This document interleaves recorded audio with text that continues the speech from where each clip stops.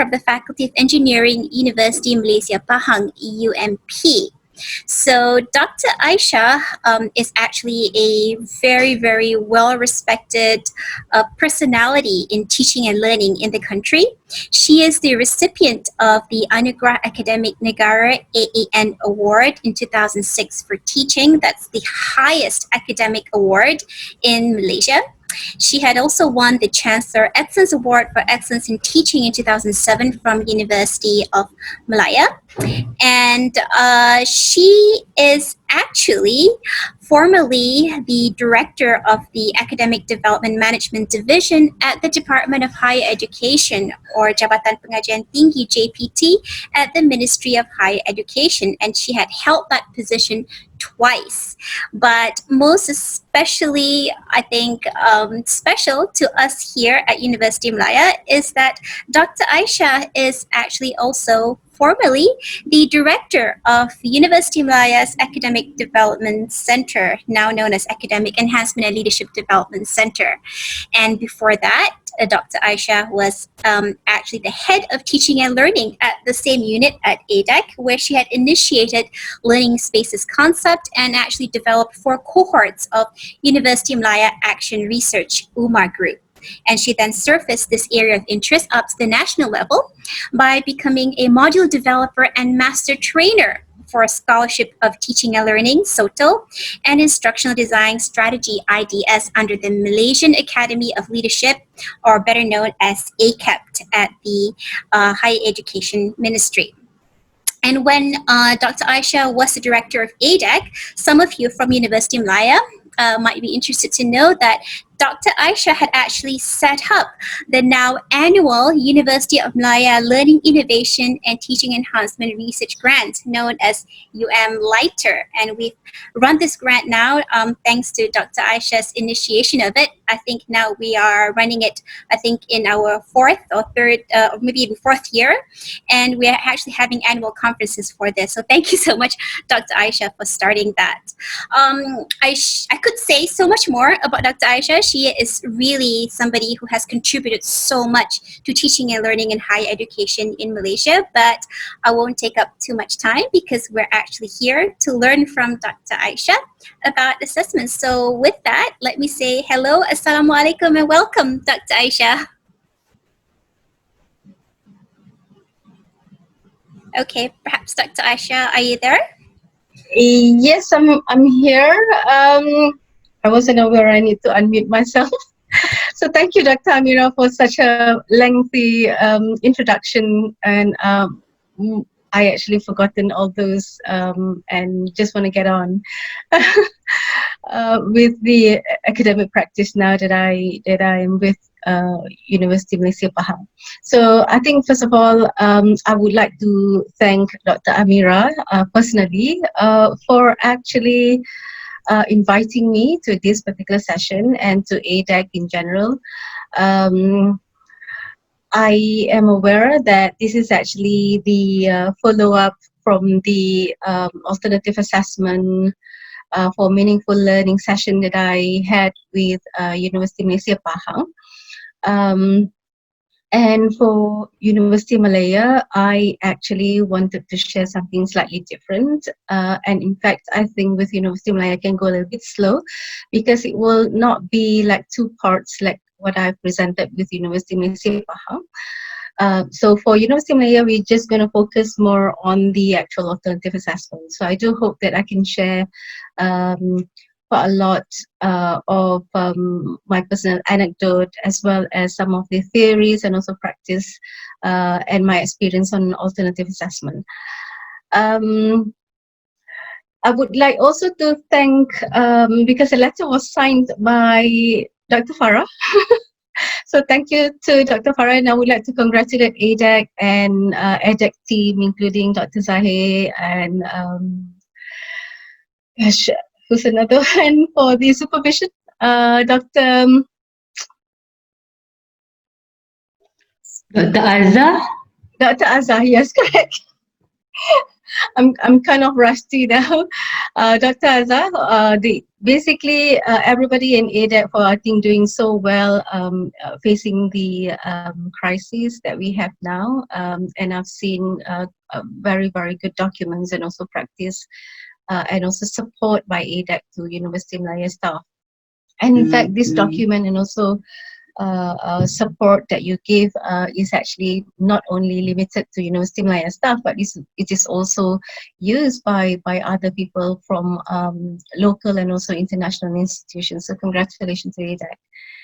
So if I may get the permission to share my screen, and if we can start, Dr. Amira, you okay with that? Yeah. Yes, yes, please do, Dr. I Aisha. do The hope. floor is yours. Right. Okay. I do hope that Dr. Amira will not actually mute your mic, because from time to time, I think it will be great to have somebody to chip in and say something about the presentation. Else, it's going to be like me talking to a machine. And I think by now, everybody is experiencing the same basically experience having to do it online.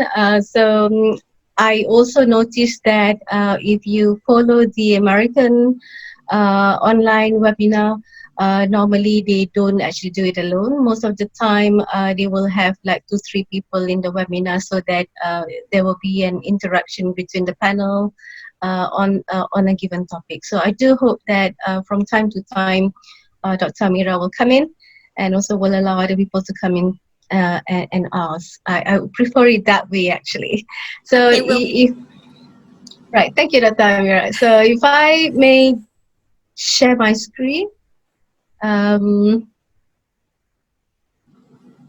I will put up this screen for a little bit because it does have the QR code. So I do hope that those who can actually scan this QR code, you can then actually got the PowerPoint slide as well as other supporting documents for you to use with this webinar that we are going through today.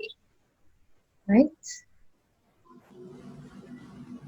Okay, throughout the presentation from time to time, I think I will go back and show the oops. I will actually show the QR code. Let me see. And I do hope that I got my spotlight ready. Did I get my pen? yes, your pen is there. I can see it, Dr. Aisha. But I do not want a pen. I would rather go for the spotlight. That one. I'd rather not to scribble on top of it. Okay, so if we can start, I do hope that things will go smoothly with the system and everything. For University of Malaya, I decided not to actually use the same title. I actually proposed the title to be Dealing with Alternative Assessment. This is because I think all staff in University of Malaya are aware that whether you like it or not, to a certain extent, your document says that you need to actually now change your final examination into the so-called final alternative assessment. If I get the term right. So later, during my presentation, I think I would like to help you to actually clarify a few things about the term that we use when it comes to assessment and also evaluation as well. So since many University of Malaya lecturers are actually already to a certain extent done it, so that is the whole reason why I would like to go into how do we actually deal with alternative assessment.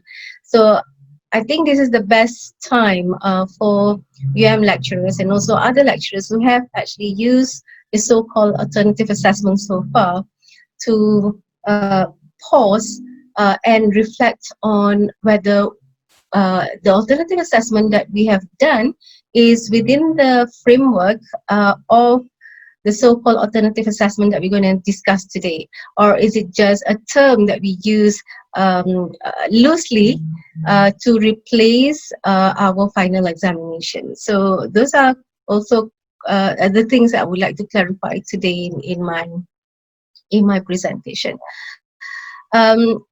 As earlier mentioned, you can also scan this QR code and you will be able to get the material on the previous webinar that I've done with UMP. But this webinar actually consists of two parts. The first part is actually on how we can use the so-called authentic assessment design principle in order for you to actually rephrase or to rewrite your final exam question so that it can be authentic. If your final exam question is authentic, we do hope that it will add to another measure to curb students from copying each other, or to produce the same answer, and we can take care of the issue of integrity here. But for today, we're not going to go into how do we convert the final exam questions, or for example, all the test questions that we're going to do into authentic assessment question. Today, we're going to deal directly to the so-called true alternative assessment. Why do I use the term true? It's because, as I mentioned earlier on, we have been using the term alternative assessment quite loosely. It may not be the actual alternative assessment as what it meant in principle by quite a lot of literature out there when it comes to alternative assessment. I think we are all aware. This slide is just showing all the resources and also the references and the past webinars on alternative assessment. You can see there are plenty of them, and these are basically those that we had locally in Malaysia. And for University of Malaya, whether we realize it or not, and I think this is also available in the ADAC webpage. There was a book that we produced, the book between Ministry of Higher Education and also ADAC on redesigning assessment for holistic learning. And this book, to be honest, is actually dedicated for alternative assessment. There are quite a lot of examples of alternative assessment there, and different types of alternative assessment being discussed in that book. And basically, I also from time to time going to refer to the University of Malaya online teaching and learning guideline during the COVID-19 pandemic, because there are quite a lot of resources in there that is useful to be used, and also I will use quite a lot during my presentation material from the UPM. I'm not trying to be biased. I'm not going to say that the references from, for example, the UUM is also equally good from USM and from other university awam. They are all very, very good indeed. But one thing about UPM, I think they produce this so-called playbook. It's much easier for us to refer, and there's a dedicated playbook on alternative assessment over here. The webinar by Prof. Dr. Siti Asia is the one that I missed, so I'm not quite sure what's been covered there. But I think if you can get hold of this webinar, that would be very good, because it talks about how do we design alternative assessment, which I'm going to share with you as well. How are we going to go about designing our alternative assessment?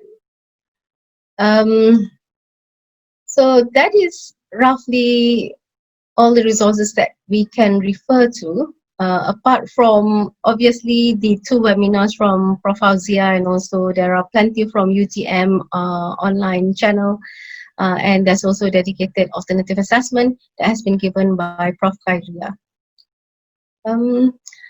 At the end of this session, I do hope that we will be able to do two things. We will be able to discuss the use of, I called it performance task because I take it from a material shared with me by Prof. Raja Mazhar.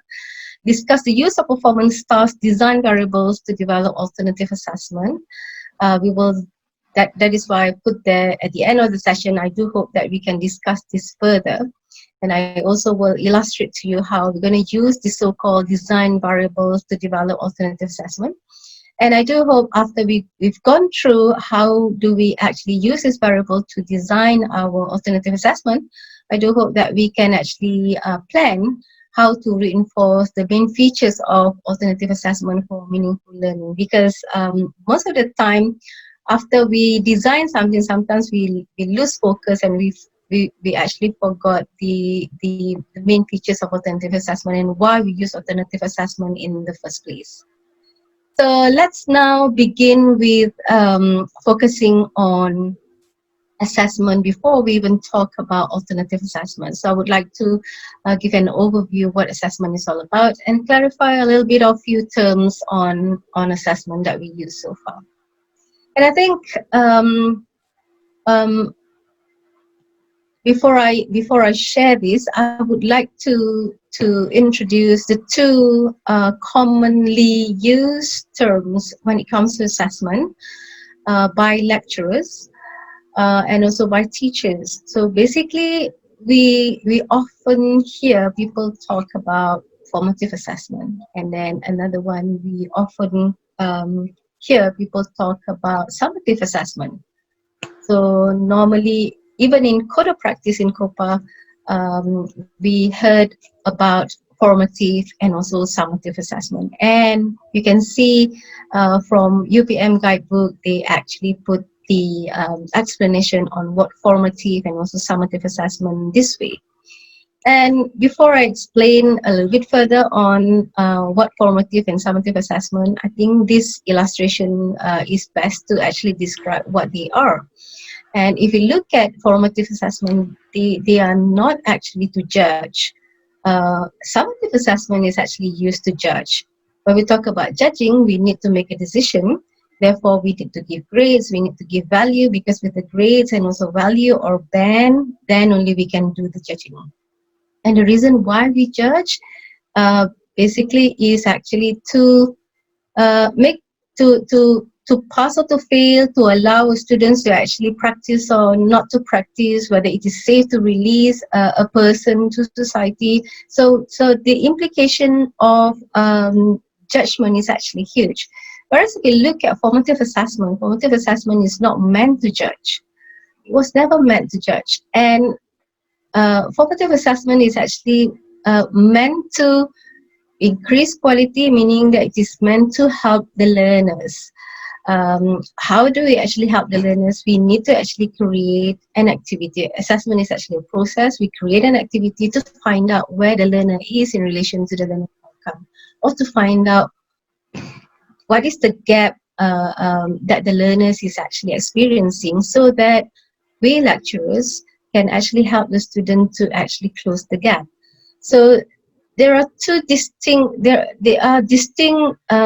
differences between formative assessment and also summative assessment. And because in formative assessment, we do not actually give any mark or any grade.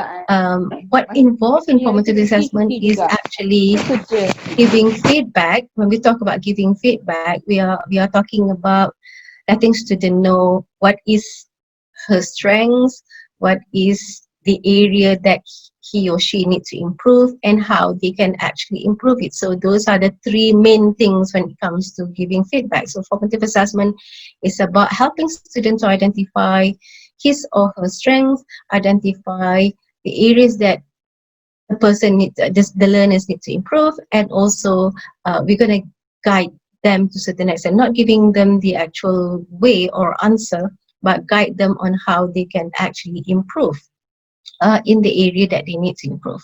Whereas if we look at the summative assessment, the fact that we give student marks, we give student grade, we give student band 1, band 2, band 3, and so on and so on. So when we do that, summative assessment is indeed an evaluation. So evaluation comes from the root word value.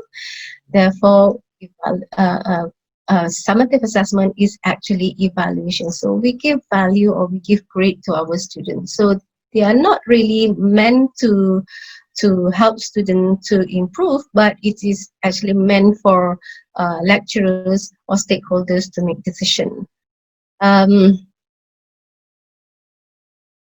To illustrate it further to what we currently practice or traditionally practice, when we need to actually assess our student, what we do is we normally take the 100% marks from a course, and what we normally do is we then actually cut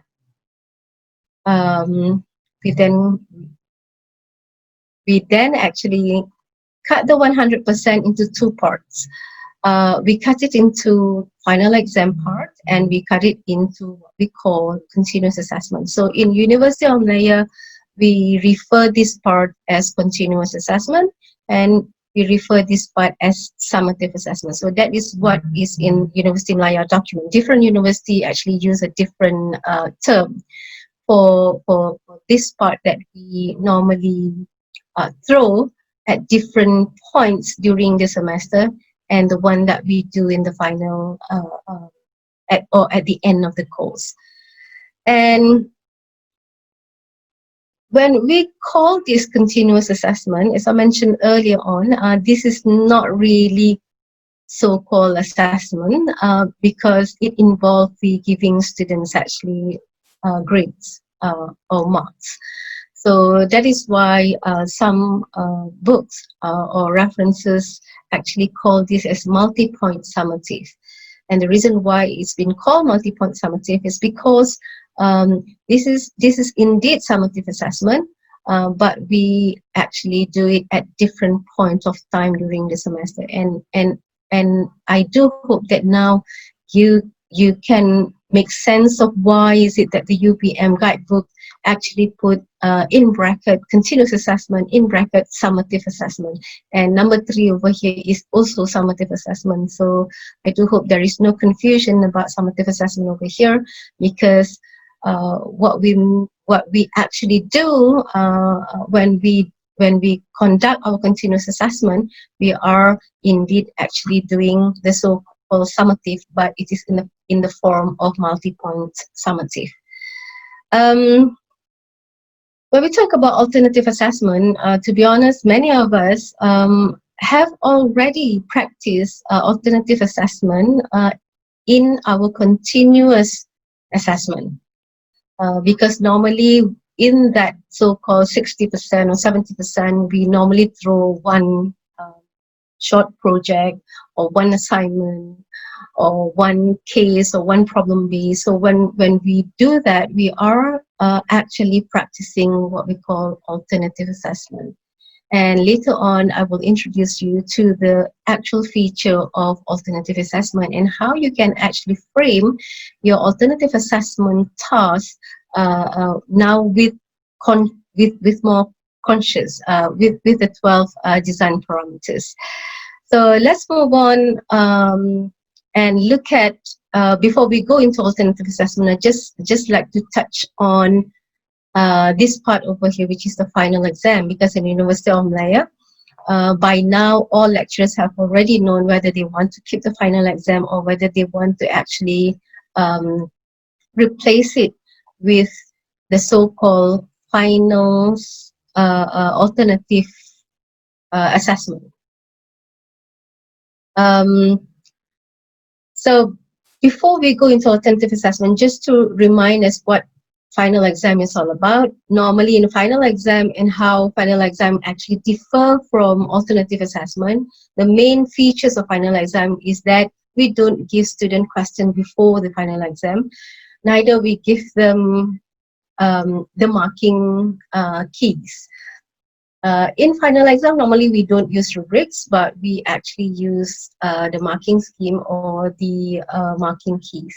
So the main features is that normally it is in the format of pen and paper. We normally give students to sit for the final exam during the same time, in the same space, and they all get the same set of questions.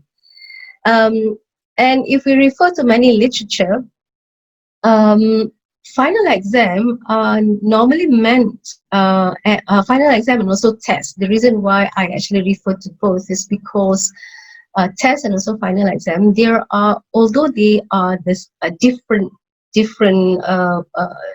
words, but they are, when it comes to assessment type, they are actually the same assessment type. The reason why they are assessment type, because they have the same feature. So basically, mainly they are meant to measure cognitive ability. They normally have, if we use test and also final exam, I think everybody is aware that it has very limited ability to measure other domains such as the psychomotor and also affective domain. And normally, we call the exam and also test as a high stake assessment, because we give student grades, and based on this grade we make decision whether to pass or to fail student. And in fact, I think for engineering, if you refer to the EAC manual, you can actually also have the ability to make decision whether to pass or to fail student based on whether he or she pass or fail the final exam. And I think we are all aware when it comes to tests and also final exam, we don't actually give student feedback. If we do give, for example, generic feedback to the class after the test, typically if we use the test as our continuous assessment. The thing is, the feedback that we give to students on the test that they have set will have no use for the students, because they cannot sit for the test again to improve their grade. So there is a conflict when we give feedback after the test, then in comparison to actual giving feedback during the true formative assessment that I'm going to illustrate later on in this session. And I think when we move into the online learning, majority of us are very concerned about this part over here. Test and also final exam is actually the work, solely work of an individual, and that is also the reason why all the guidebooks are produced by whether local or international institution actually ask us to actually help students and also ourselves to observe the integrity when it comes to examination. And this is very, very challenging indeed. For some university or for some lecturers in University Malaya who need to keep their final exam and they have to do it online, this is the issue that we really need to think hard, and we need to find a way how we can actually avoid the so-called cheating, the so-called copying by students, because they can easily communicate with each other behind the screen. There are many techniques that has been discussed, and I think this is out of the scope that what we would like to discuss today. That is also the reason why many local institutions and also many other universities as well internationally do recommend lecturers to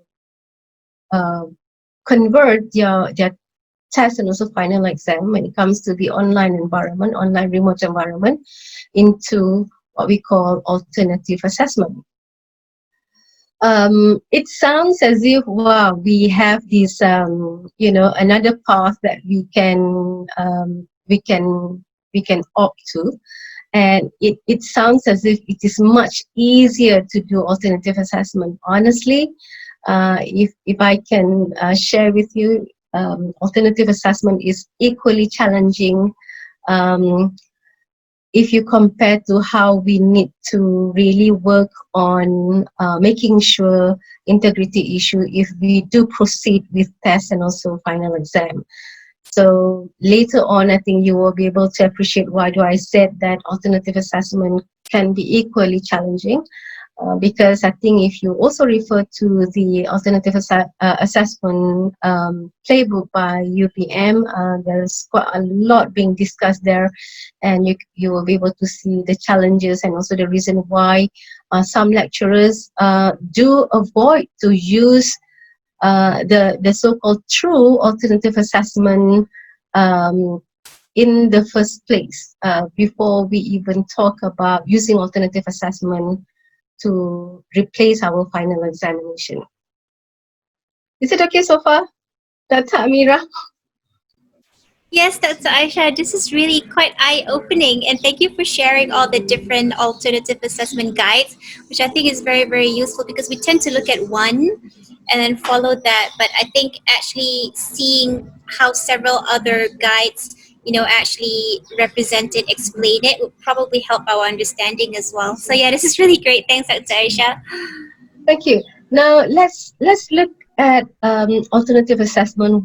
What really alternative assessment, and if we have actually used alternative assessment before, and I'm sure many lecturers have actually used alternative before, because we are talking about supervising our students' final year project, supervising our students' industrial training.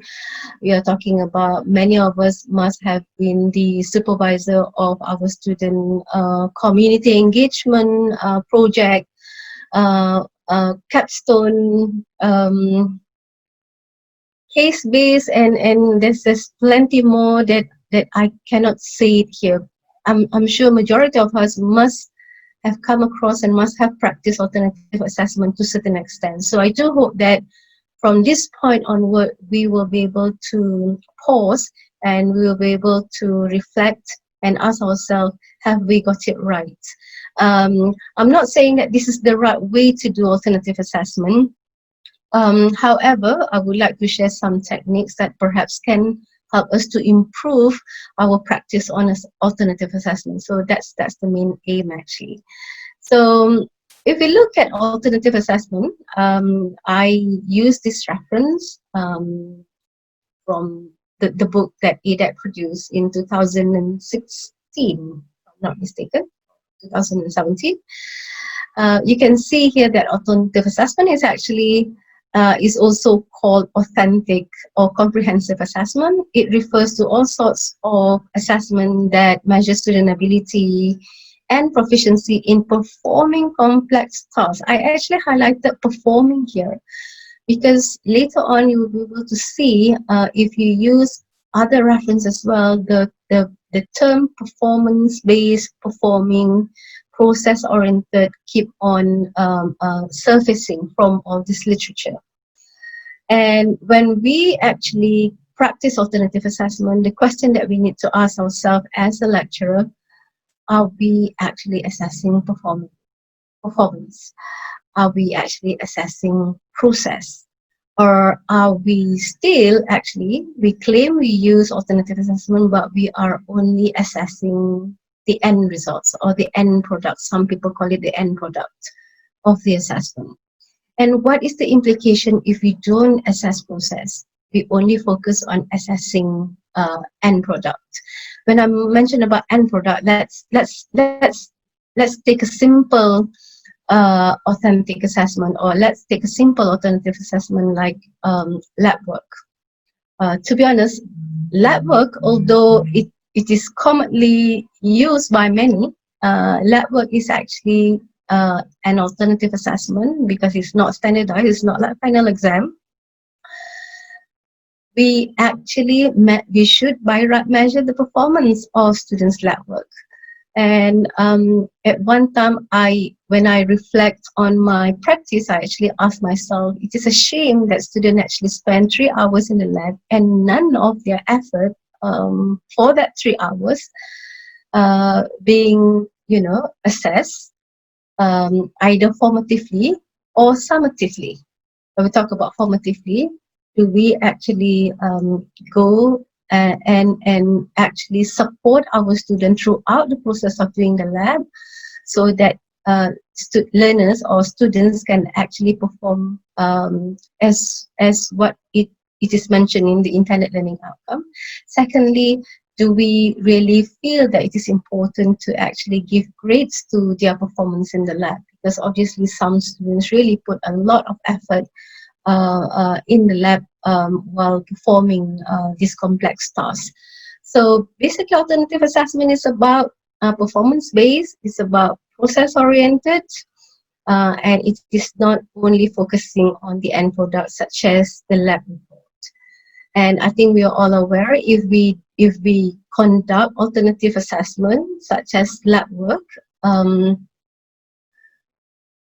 and at the end of that lab work, we only measure students' ability using the lab report. I think we are all aware that we get lots of problems related to measuring the end product, such as student copying another student's lab work, or basically the intended learning outcome associated with the lab work is not going to be achieved at the end of the day.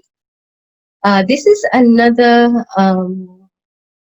explanation on alternative assessment. I took this from Associate Professor Dr. Fauzia from UUM, who have given the alternative assessment webinar twice. And the reason why I actually put boxes around some of the text on this particular slide is because those in the boxes are the main feature of, I would like to term it as the main feature of alternative assessment. If you look at alternative assessment, alternative assessment is indeed performance-based, and it is authentic. It is open-ended, meaning that there is no one fixed answer. It's not like in the final exam, you give students the same question, you expect the same answer. And also, normally alternative assessment is actually of higher order thinking. And the reason why I do not actually put a box outside e-portfolio or portfolio or writing samples for self and peer assessment, if you refer to the Rahul book from ADEC or some other literature, these are referred also to as the alternative assessment types. So for example, you can use e-portfolio as an alternative assessment type. Moving on, if we refer to another guidebook, I like this guidebook because it's in the form of playbook. It's much easier, it's not wordy, and it got plenty of illustration. You can see the main features again crops up, focusing on the process, and it's focusing on the higher level thinking and problem solving, and it's always related to the real world situation or simulation. I also put in the box or highlighted over here, assessment criteria are made known to students. And I think if you can still remember the same slide from this playbook, mentioned about the main feature of standardized exam, typically final exam and also test. In the final exam and also test, we don't, as I mentioned earlier on, we don't give students the marking key or marking scheme. But when dealing with alternative assessment criteria is a must. Because assessment criteria, later on I will share with you why is it a must, is because it will actually help students to strategize how they can actually perform the task that we ask them to do for the alternative assessment. So without the assessment criteria, actually it's going to be very difficult for students to perform the task unless the assessment instruction do include step-by-step process for students to actually perform for the alternative assessment. This is again an excerpt from the UPM playbook showing the various types of alternative assessment. I do have a little bit of comments on this, but let's look at what University Malaya put under alternative assessment as well. The reason why I would like to highlight on the so-called true alternative assessment is because, as I mentioned earlier at the beginning, at this point of time, it's easily for us to use this so-called term alternative assessment loosely, and if you look at this, and if you look at this, I think we will be able to realize that if you were to compare to the main features of alternative assessment and to its so-called definition, we will be able to see that some of these are not actually fall under so-called alternative assessment. I think what it meant by this document in University Malaya, this is types of alternative summative assessment that you can use to replace your final exam. However, the one in the boxes are the true alternative assessment because it involves process, and it involves authenticity, it involves high order thinking skills. So let's now find out what it is. What are the three main features? So this is an example of in how lecturers decide on what to replace for the final exam from the list that I've shown earlier on. If we choose the true alternative assessment over here, I think we are all aware that now the fact that we have to actually do everything online, the normal face-to-face vetting is no longer in practice, and in fact during this crisis time, we improve on our vetting process, to be honest, because I think previously sometimes some institutions do not actually vet their continuous assessment instruction. We only actually vet our final examination and maybe test questions. But we do normally make it a habit or practice that we vet the alternative or the continuous assessment instruction. With the pandemic, I found that many universities now making it compulsory for lecturers to submit their alternative assessment, which they sometimes also use in their continuous assessment, to the vetting process. So this is good. So let's now look at how we can design our alternative assessment tasks. If we decided to use alternative assessment over here, or if we have already had one or two alternative so-called alternative assessment in our continuous assessment, let's find out how we did it. This is a guide on how you can actually design your alternative assessment based on this material that I found recently shared by Professor Raju Mazna, who is the founder of ADEC and also my mentor till today. And this is actually a new so-called resources. You can actually go into the webinar and listen to the 1 hour webinar. And the webinar was done actually in March 10 this year. And they did this webinar because they want to sell this new book. Honestly, I have not got the book, but I found that the webinar is good enough for me to actually use and help me to reflect on what I've done with my alternative assessment so far. So what they actually introduced in this so-called designing authentic performance task and project is that they introduced the 12 design variables for us to actually use to actually consider when crafting our alternative assessment instruction, or when we want to actually craft our performance task or project. This is basically the 12 design variables And if we look at the 12 design variables, the first one is actually time. So when we decided that we want to use alternative assessments such as written assignment, critical reflection, let's say we want to use, for example, project, we want to use capstone, integrated design, studio, you name it, drama. I think before we make that decision, we need to consider the time. So when we talk about time, we need to ask ourselves, are we going to use authentic assessment or alternative assessment over an hour period of our class? Are we going to use that alternative assessment or this authentic assessment over 3 weeks, more than 3 weeks, or over the whole entire course?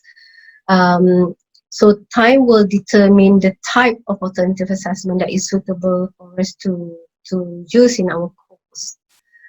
Secondly, we can actually consider the second variable is actually integration of subject. When we want to design the task that we want to give to students, if we have decided that we want to use alternative assessment in our course, we then need to decide whether we want it to be based on just our subject, or whether we want to actually now integrate other discipline and other subject into the task that we want students to perform, or what. So basically this decision needs to be made before we actually ask the student to sit for that alternative assessment. And thirdly, there is a variable with demand so bigger. It's about the depth of knowledge, how much depth we want students to go in. Level of inquiry, this is also another variable. Degree of authenticity, this is the one that I would like to illustrate and share with you further. Audience for students and performance, this is also, you will be able to see from the example. You can actually design a task that you want to give to students, and you can actually then ask students to actually sort of pretend, or if you use fully authentic, you can actually ask students to then share the process and also the end product of the assessment to the real audience if you want. So the choice of audience whom they would like to, whom the assessment need to be shared can also be considered during the design phase of the alternative assessment. And performance mode, how will student work, whether we want to give the task individually or in pairs or in groups. There's a reason for it for us to consider. The direction, the student's choice is, so this is another variable that I would like to go into further.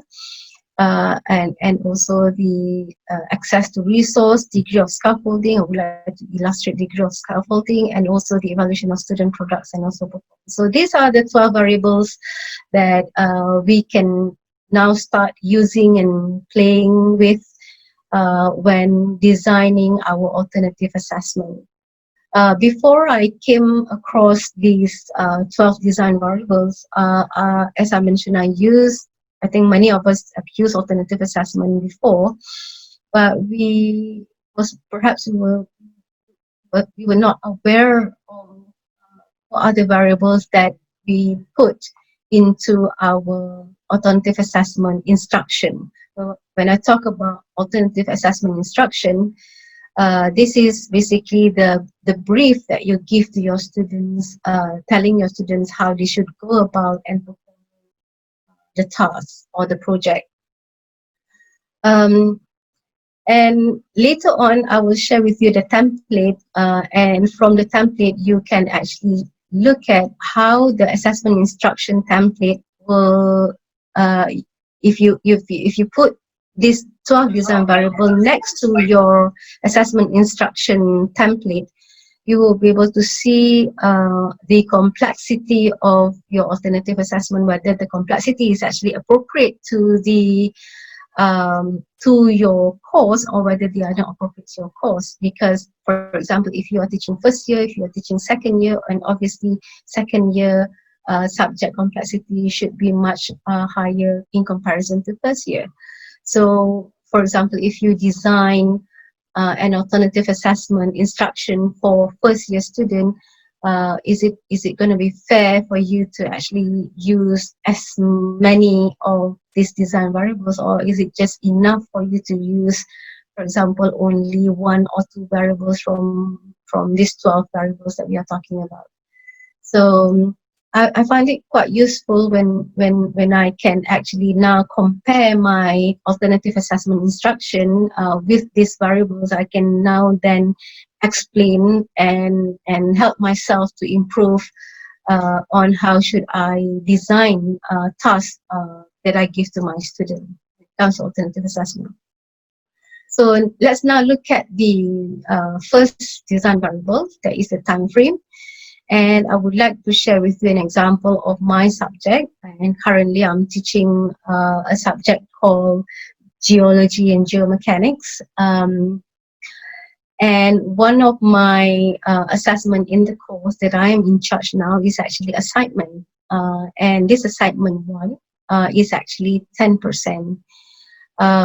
So when our document actually mention about assignment, it is quite generic in nature, such that we lecturers can decide, okay, what kind of task you can give to your students for this assignment. So for this one, what I did, the fact that it is actually 10%, before I choose what type of alternative assessment do I want to give to my student, because this is graded. Therefore, I really need to be careful. I really need to design this assessment carefully because it's graded. If it's not graded, then I'm not saying that we shouldn't be designing it carefully, but when it's graded, I need to put a little bit more attention to it, how I actually phrase the assessment instruction to my students. So because it is 10%, and sometimes people ask, how do you know that that particular assignment is only worth 10%, and how also do I need to choose which type of alternative assessment is appropriate for that 10%? I then have to actually ask myself, okay, 10% is equivalent to how many hours when it comes to SLT. So I found that this assignment one that I need to give to my student is actually related to topic number one that I delivered over week one. And during that week one, I actually gave students 3 hours lectures plus activities in the class. Therefore, you can see that the total student learning time is actually 9 hours. And this assignment is actually meant to measure learning outcome number 2, and learning outcome number 2 is actually on Bloom's taxonomy levels, cognitive level 3. So when I consider the SLT, the time frame and all that, I then decided to actually give students the so-called short written assignment. So I get students to do a short review based on the first week lecture. But if we ask students to review based on the first week lecture without turning our assessment into authentic assessment, I think we all can predict that all of our students will actually submit the same product. They will submit the same report. So using the 12, before I came across the 12, I did not know that I've already embedded some of the design variables in my assessment instruction in the assignment that I give to my student. And basically, this is the assignment that I give to my student because it is only for a 2 weeks task for 10%. So I decided actually not to integrate if we look into the second variables, I decided not to integrate any other discipline. I keep it to one single discipline because it's only on one topic. And what I did was I actually used the two main variables, that is the degree of authenticity, and also I use the other variable, that is the student's choice. So how I actually improve my instruction to my student when it comes to this particular assessment. So this is an illustration of the alternative assessment instruction, and this is also the one that now need to go through the vetting process.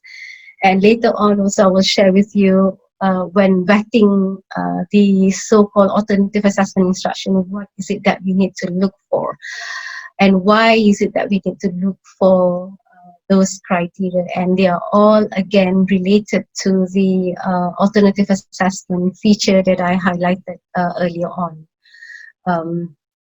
So basically, if we look at this instruction, the thing is, I always practice whenever that it is graded, I will put the course learning outcome at the top of the assessment instruction.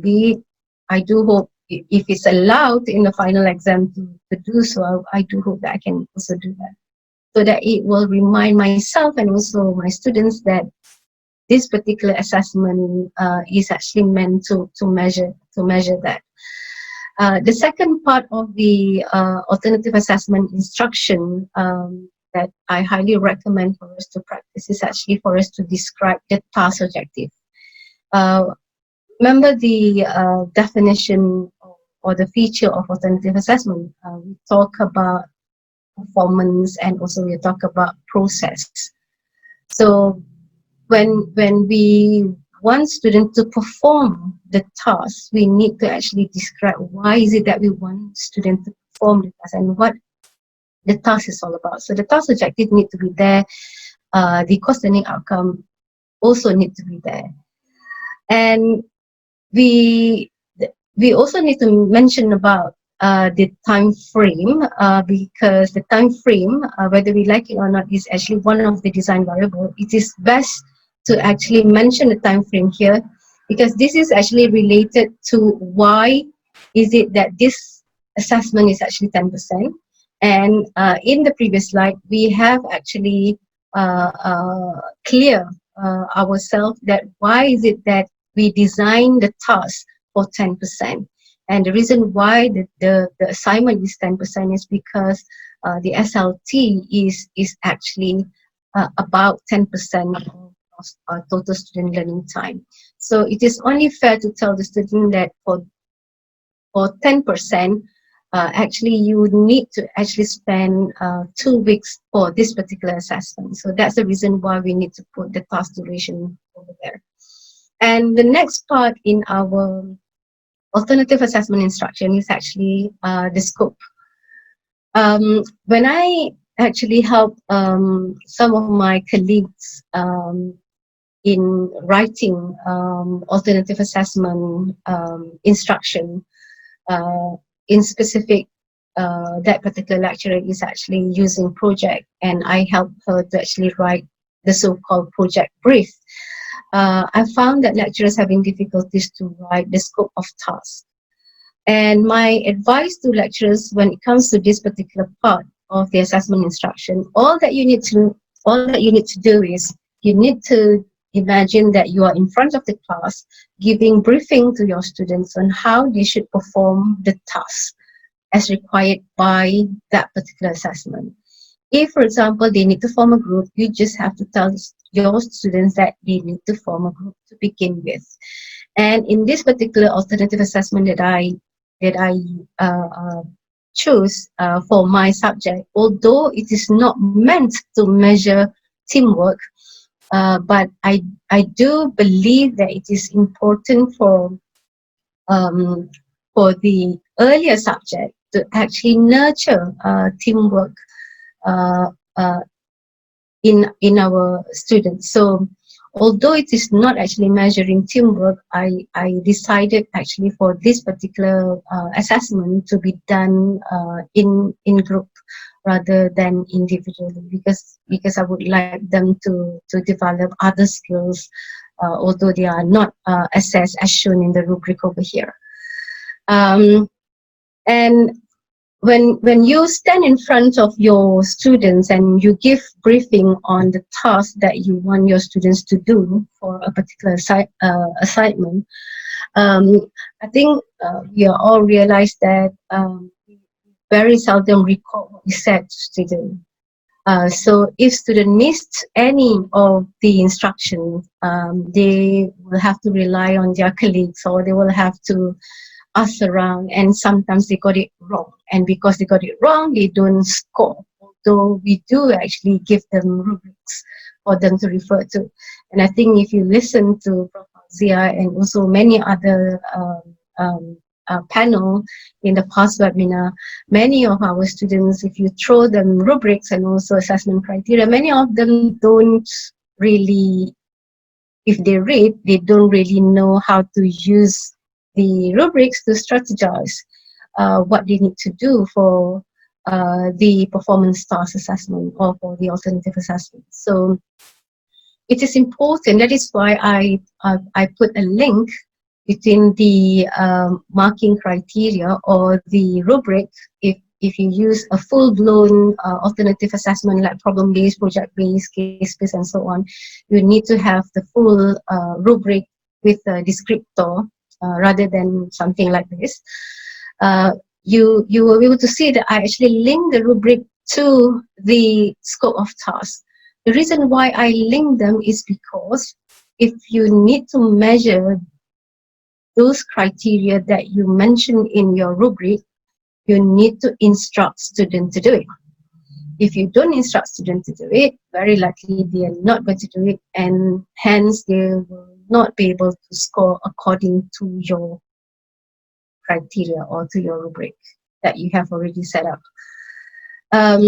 And I found that it is also important for you to make sure that the description of the task is also aligned to your rubric, because when you describe what to do in that particular alternative assessment or in that particular task that they need to perform, this part automatically become the support right away to your student, meaning that you support your student. Remember, one of the design variable for alternative assessment just now, or authentic assessment, is about scaffolding.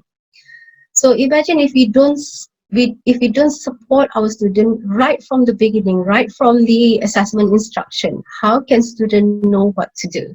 So I feel that it is very important for us to be able to know how to write the performance task instruction neatly, because if we examine the template, it has quite a lot of features that will help our students to perform the task to the intended learning outcome. So finally, on the template that I would like to highlight here is the submission date, and also you can put your expectation, because many times when we ask students to go through the alternative assessment or the performance task, we don't quite make it clear to students our expectation. Although we give them rubrics, we don't actually make it clear what kind of quality that we really look for. And I have plenty of stories that I can share with you. One of them is where students actually spend 2-3 weeks preparing for the presentation of a project. And suddenly when she presented in front of the supervisor, less than a minute, the supervisor said, "This is not what I want, you go back and redo." There's a lot to examine on that particular critical incident. One is when I actually asked that particular student, did you actually get instruction on how you should do your project? The student said, no, I do not have. And I said, do you have a rubric? The student said, no, I don't have a rubric. And I asked the student, uh, did you discuss with your lecturer and did you actually get any feedback from lecturer? The student said, no, we never had a chance to actually do that. So there's quite a lot of serious issue when we do not take care of our so-called true alternative assessment right from the beginning, and that is also the reason I think why it is so important to now coming up with the alternative assessment instruction in a structured manner, so that it address um, issues on quality assurance, and you can also pass the vetting process. And I think I mentioned earlier on that nowadays, if you come up or if you use let's say you use alternative assessment as one of your continuous assessment, now all your assessment need to actually go through the vetting process. And in a normal vetting process, I know in University of Malaya, first of all, we need to make sure that if it's final exam question, we need to make sure that the final exam question address the course learning outcome. So if we have a good alternative assessment instruction, you can see how easy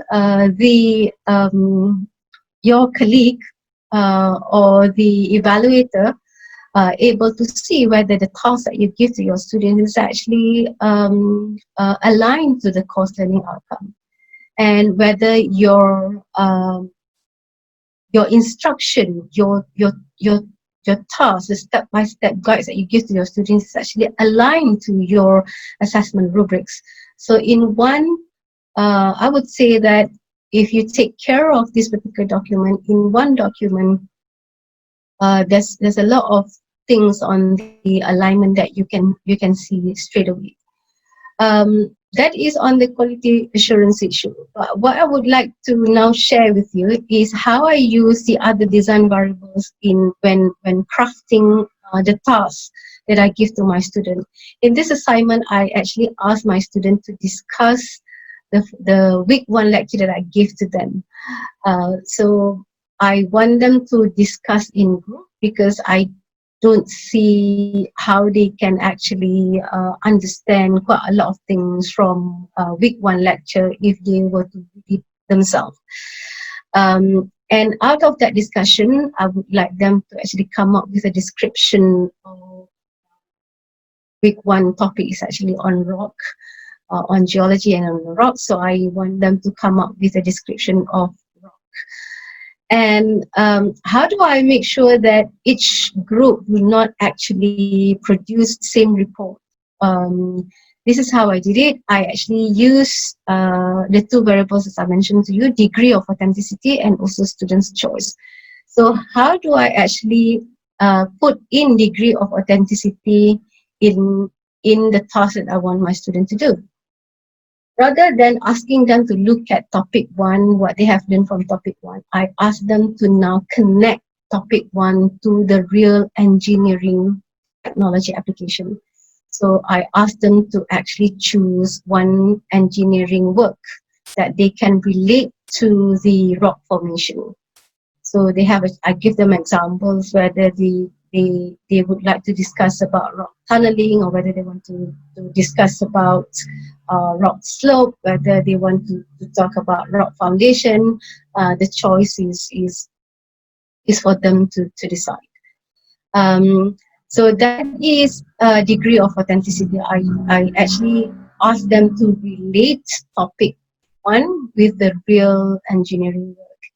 And another variables that I use in this particular, when I designed this particular task that I was not aware, is I actually now give students quite a lot of choice. And in design, in this particular variable, we have several options when giving student choice. So I did not realize that I actually bang on actually use the so-called same product, different focus. In this particular assignment, I actually let students to choose not only the different rock type, because there are at least 3 different rock types. So each group may decide, I want to actually discuss this particular rock, and the other group perhaps can choose, I want to discuss that particular rock. And then I also ask students to choose the engineering technology application. So I found that although I have many groups, at least I would say 80% of the groups sending the final product that they send for this particular assessment, they are not the same at all. So that is how we can assure students' work is actually authentic in nature, and how they actually did it is totally the same, different from one group to another. Dr. Amira, shall we pause a little bit at this point? Dr. Amira? Hi, Dr. Aisha. Thank you. This is quite a lot to take in, but I think it's very, Yes. very, yeah, it's very actually very enlightening. I have a question for you, actually, Dr. Aisha. Yeah. Okay. Anybody else, if you have any questions to ask, please feel free to type it up in the chat. But for me, myself, if I could just ask Dr. Aisha, how long does it normally take you to come up with an alternative assessment, and what's your own personal process of thinking about the assessment, coming up with the idea, and then actually designing it and then sending out to the students? How do you actually do that on your own time? Um, to write the to write this document, it took me a day. But to find the right task to give to students, I normally spend 2-3 days to think about it. But I don't actually take full 2-3 days to really sit and craft the task. Um, the the thing is, I have done quite a lot of this, and I also have gone through the 10 days course in Singapore um, on how to actually come up with this document, how to actually design an authentic performance task.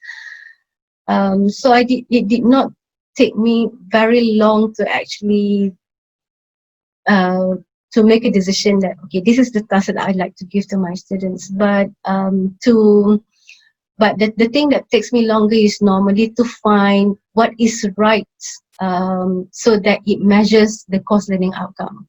And I really need to make sure that it reflects what it says in the learning outcome. I think that's the main challenge.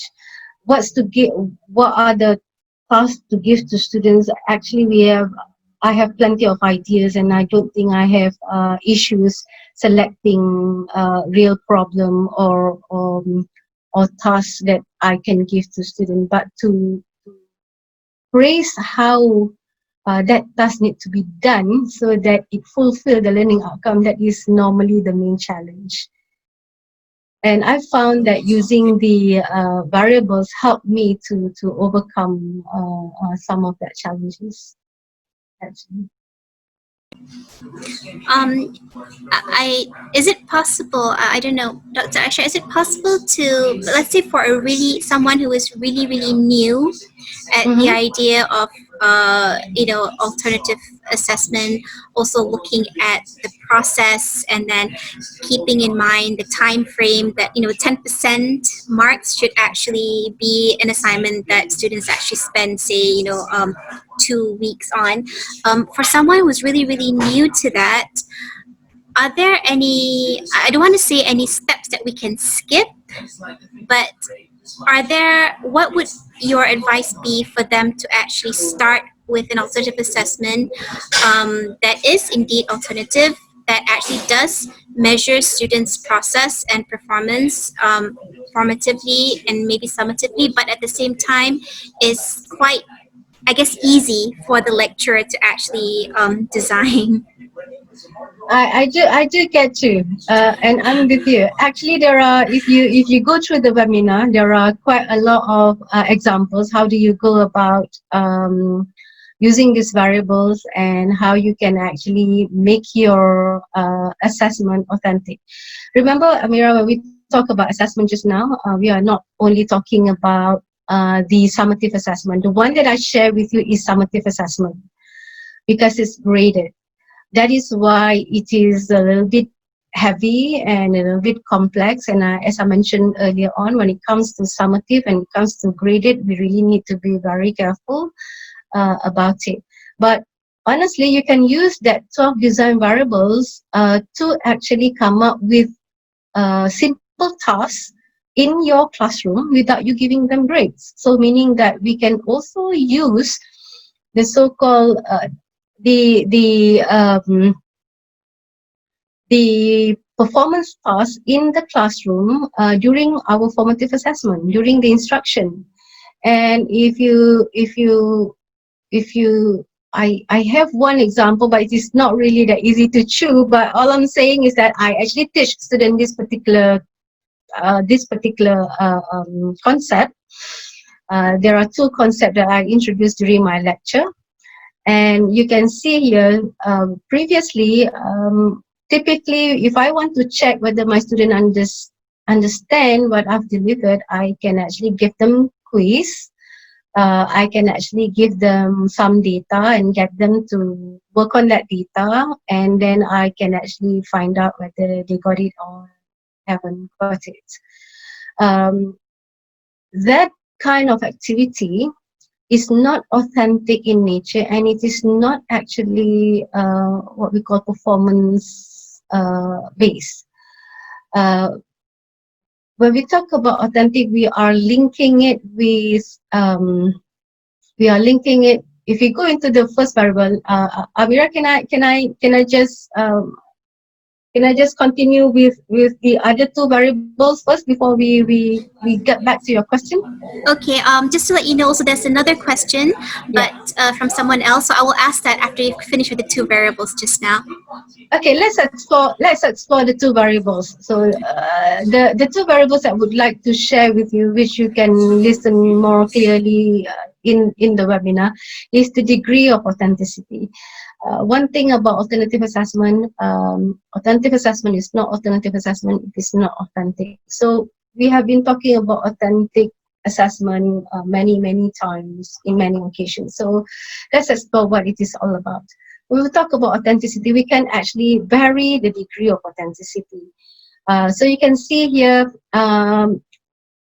we can actually give our students some activities. We can put them to do a task in classroom or in the longer alternative assessment, where we actually design it such that it is decontextualized, or we can actually go for full authenticity, meaning that we actually use real cases, we use some of these authenticity ways. I would like to share how we can use degree of authenticity to make our alternative assessment authentic. So this is the main feature of authentic assessment. You can bring in the context in your alternative assessment task that you give to your student. Let's say normally we give our student lab work and we expect students to actually submit lab reports. And in here, if you look at how we can make it authentic so that student will not actually copy each other, we can actually assign student different roles. Each student actually assume different role. And in here, you can see that the student will have to actually do the lab work, but because he or she have to actually play a role of a scientist or a role of a contractor, a role of a reviewer or whatever, so the report will not be the same. So basically the product will not be the same. So this is one way of actually now turning the traditional assessment into authentic assessment. And another example from the webinar, if you look over here, is when normally we ask students to actually read a book and write a review on a particular book. But we can change that. We can make that assessment more authentic when we ask students to actually assume a particular role and ask student to actually now consider an audience where he or she need to review a particular now a story, but now you can see it is not from a book, from a given book, but from um, a fiction of that he or she can take from Netflix.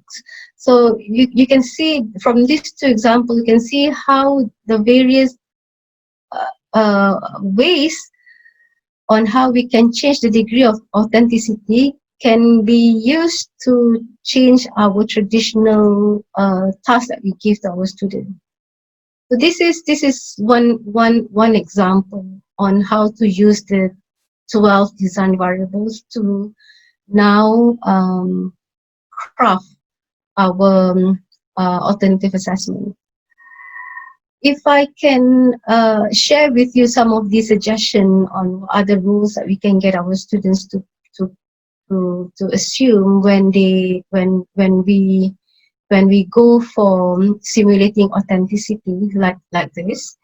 These are basically the list that we can go for, or I'm sure many lecturers out there actually know how you can actually get students to assume what role they can play when it comes to submitting their assessment final product.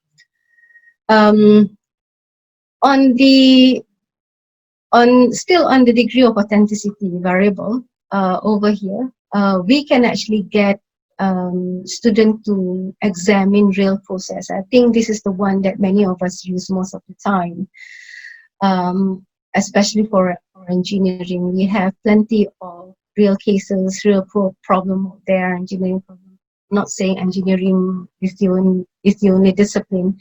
Other discipline as well have plenty of real problems and processes out there that we can actually use and bring it into the classroom, where just bringing in the real cases and the real process will actually turn the activity, whether it is a classroom activity or whether it is the graded assessment, into authentic assessment.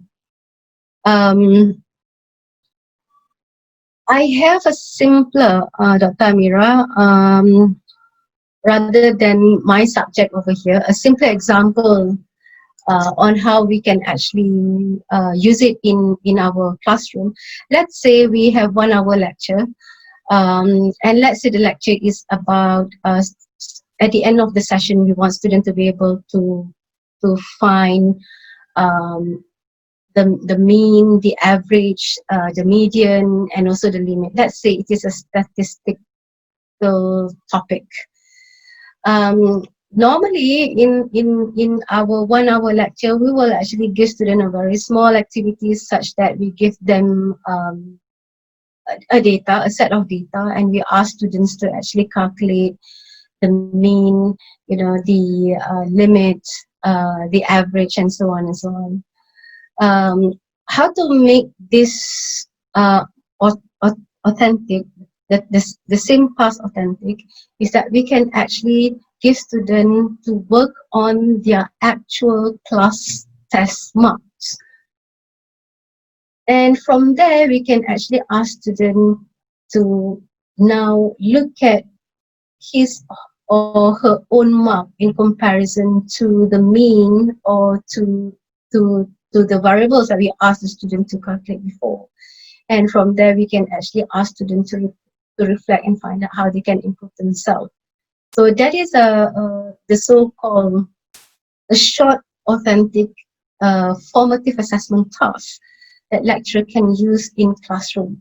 The one that I illustrated just now was actually the authentic assessment or the alternative assessment when that assessment is graded, or in other words, when that is actually an evaluation process. In my class, what I did was these are the two principles that I want students to understand and to be able to do at the end of the day. And normally I give students some data, but if I want to make it authentic, I can actually ask students to consider typical civil engineering role and describe to them the actual case or problem that they can actually solve by making use of these two principles actually. So that is roughly how it's being used when it comes to degree of authenticity.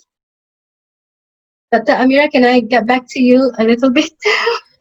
Yes, please do.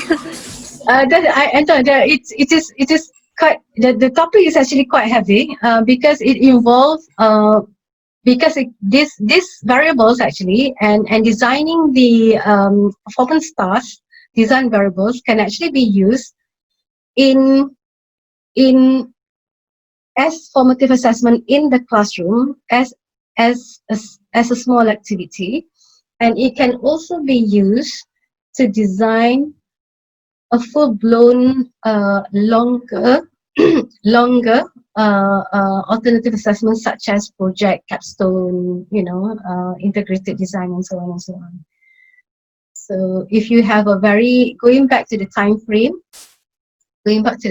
over here, if you have a very small time frame, you can actually design a formative authentic assessment. If you have a bigger time frame, more than 3 weeks, then you need to take a little bit more time to design your assessment task before you give it to your student, and especially if it's graded. I don't know whether I make it clear or I'll make it worse. I think it's quite important that sometimes we don't really think, we spend time, I think, planning the question and maybe planning the rubric or the answer scheme. But I wouldn't be surprised if many of us don't spend too much time thinking about the preparation that the students have to go through and how much time it takes them. So this is probably something that we need to actually be, a little bit more considerate about. So thank you so much for highlighting that. But Dr. Aisha, if I may just share with you a question that we have from one of our viewers here. I think it goes back to the nitty gritty of actually doing or assigning the alternative assessment. So our viewer asked, how do the student actually do the assignment and do the submission? Do they do it online or manually? In other words, conventional way, by scanning and uploading it? That is, well, how do students actually do it, and also how do they actually submit the assignment? This assignment was given before the MCO started. So they did it not online, but the normal face-to-face. But if you look at the dates when they are supposed to submit, that date falls during the first MCO. And honestly, I think for many of us, I think this is common. Our students actually didn't work earlier. They work towards the end of the submission date. So what happened was they actually need to do their discussion online amongst themselves, and when they have to submit, and because this date actually fall during the MCO, I actually give them another 3 weeks extension, considering them having to get used to online discussion, online submission, and all that. And finally, they actually submit online. So when I graded the students' work, I found that those group that did not score was because some of them didn't even follow the steps over here. And I also found that those groups that scored are those that actually had a very functional teamwork. So that was my finding from the analysis on this particular assignment that I give to my student, which I've already graded them. But going back to how do we make use of all these variables in our day-to-day class delivery, actually, I just like to highlight one thing. Sometimes I think you can hear students say that I don't quite get what the lecturer actually trying to convey or deliver to me. Or students may actually say that I don't quite see the connection of what I've learned at university to what's really happening out there. So the reason why we would like to actually use this so-called alternative assessment, be it as a in-class activity, as a formative assessment, or be it as a full-blown summative, meaning that we give grade, is because this will actually help students to realize, to connect to all the subject content and all the theories to the actual real world of work. Because if we look at how we bring in the authenticity, we can use all four, or we can actually choose only one of these. If let's say we just bring in context to the content, don't you think that the student will be able to see now that, oh, that is how it is supposed to be used? When the student get the chance to actually assume a particular role, then whether he or she like it, they will have to think in reality, oh, this is how this particular content or this particular theory is to be used to solve the real problem of that particular discipline. Not to mention, I think if you bring the second way of degree of authenticity, you really bring in the real case, the real situation, the real process, I think students will be able to see how the subject content is actually linked to the real process. So that will really create meaning to our students' learning. Because we've been asked many times that our task now as a lecturer is not really to transmit information. It's not about information transmission. It's more about helping students to create meaning. So in creating meaning, it is very useful if we can consider how we can embed this particular variable, that is degree of authenticity, in our activity that we give either in class or either the activities that we give for the assessment. Yep. Is it okay? Shall we move on? Tamira? Yes, let's Right. let's do. Right. In this example, before we move on to another variable, I'd just like to share. Many of us might have already used this when we cannot get our students to go into the lab. We need to think of how can we get students to actually do something or look at the lab process and connect it to the subject content. We can actually use a YouTube video, and in this case actually I take a YouTube video on how soil sampling is supposed to be done, and there is a problem with the soil sampling, and I can actually easily get students to watch the YouTube video and find out from the textbook how soil sampling should be done and what is the actual procedure of doing it, by comparing what is being done in this video and to theory, what it says in the procedure. That will help students to actually learn a lot if we use this particular technique. Another one is when it comes to this particular variable on degree of authenticity, we can actually ask students to look at a particular case or a particular problem and ask students how that particular case or real problem has an impact to others. So typically we can ask students to come up with a guidebook or anything like that, so that will make it more authentic. And another way of making the task authentic um, is by asking students how the task that we give it to them relate to their personal experience. So I would like to actually share how I learned this. It started when I was in Manchester, when I actually attended one of the lecturers training program in Manchester. Before the training program, we had to actually spend like 8 hours or 9 hours listening to the podcast, read the journal papers, and also go through all the PowerPoints. And we also had to go through the so-called pre-session worksheet. There are 3 questions in the pre-session worksheet. So you can imagine all participants that registered for that particular training program had the same question, went through the same learning materials.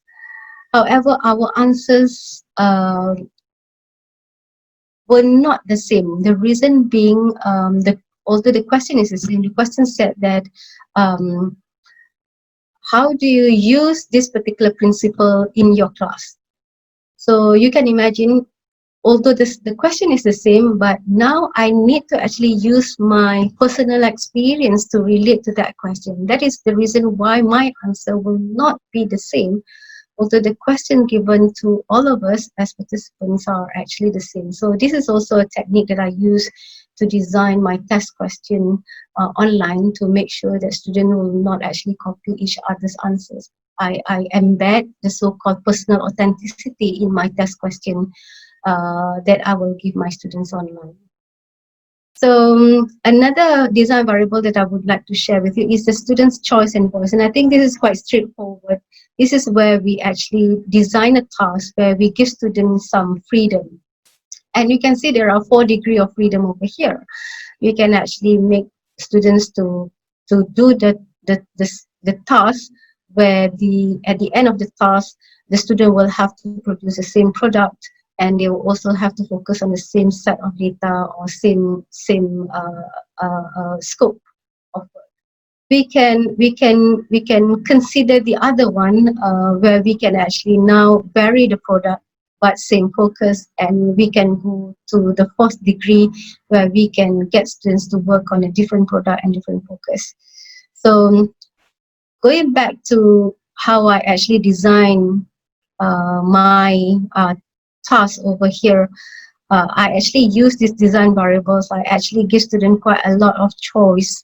So although at the end of this task, students need to submit a report, however, I can actually predict that their report will not be the same, because I actually give choices to my students, and the combination of these choices will help me to a certain extent guarantee that different group will be giving me different final product, which is the report. This is an example of how different words and choice is actually used for a typical statistical assessment. And I purposely put this in the previous webinar because there has been quite a lot of questions from the maths lecturers on how can we design an authentic assessment for mathematical subject. And in this example, we can see that you normally ask students to plot. Let's say you want ask students to plot this function, and there are 2 functions altogether, and typically you want students to find the intersection and also the range and all that. How you can make this more authentic is when you actually bring in just now not only choice, you put the 3 scenarios as choice, and you can also bring in basically personal authenticity over here. And if we look at scenario number 2, and this is actually related to personal authenticity, because how can you make use of this particular mathematical principle to help you to save your wallet as a hungry university student? So when you embed authenticity in your normal activity in classroom, or even your assignment or coursework, you very likely get students to think more, and they will be able to see how the theories, or how the subject content is now being used in the real everyday life. Right. Dr. Amira, is it okay? Yes, Dr. it's Amira, going are you well. still there? I am definitely still here. I'm learning a lot from this. So for me, it's going okay. Maybe we can ask any of the audiences if everything is all right. Anyone want to just shout out or just type up whether you're okay, or if you have any questions, anything that you need Dr. Aisha to clarify. I actually finish on the design variables, because I have no intention to elaborate all the 12 design variables, because this is not my book anyway. I only actually describe the 2 variables that I've mainly used so far. But the other 2 variables, that is the degree of scaffolding and also assessing process, how I like to actually describe these 2 variables is through examples actually.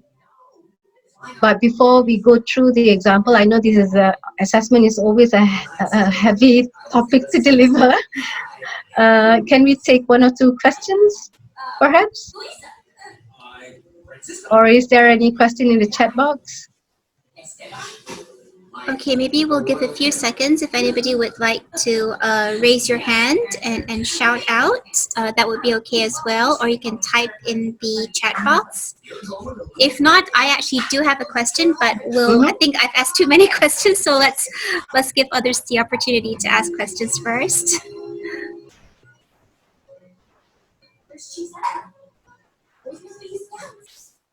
Yep. Yes, Dr. Aisha. Dr. Aisha, please go ahead. You were All right. saying? Okay.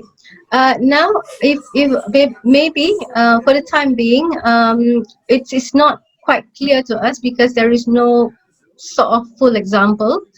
Now I would like to go through an example. What if and I would like to use a full-blown project base as an example.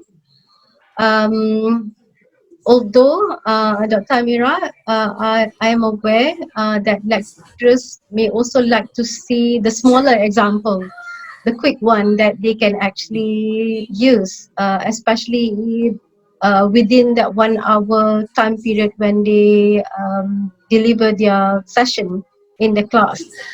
Those small time frame examples, as I mentioned, you can actually get it right from the webinar, the ASCD webinar. I I do not wish to actually repeat those examples that you can actually listen from. You can get it from the recorded webinar. The one that I would like to share here is the full-blown one, that is not described in that 1 hour ASCD webinar. So the one that I would like to, I hope, very quickly share this. This is actually how, uh, when I was in Singapore, we were taught how to actually design an alternative assessment using the so-called CDIO framework. And you can see this is the kind of diagram that we use to actually design our project. And this is actually meant,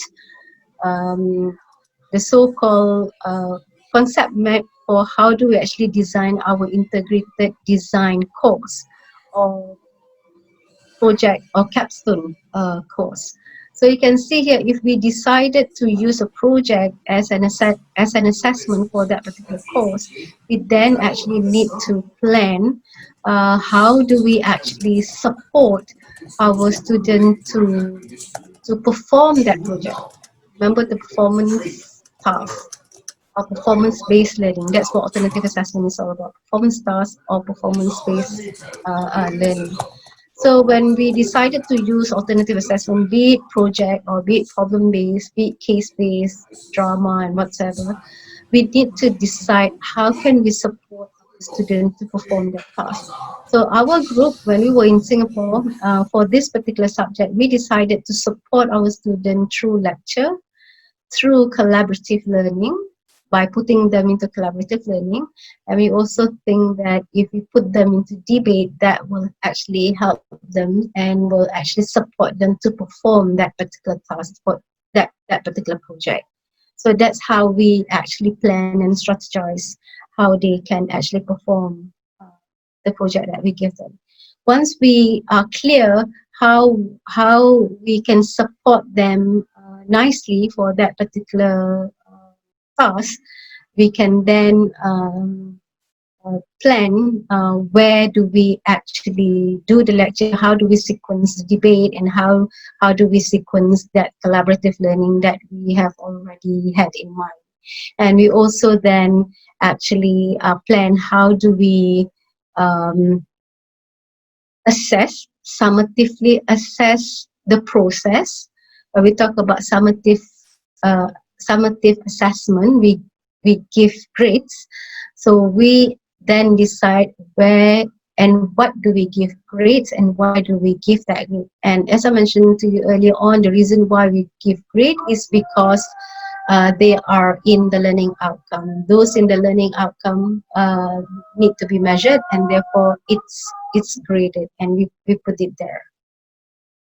Yeah.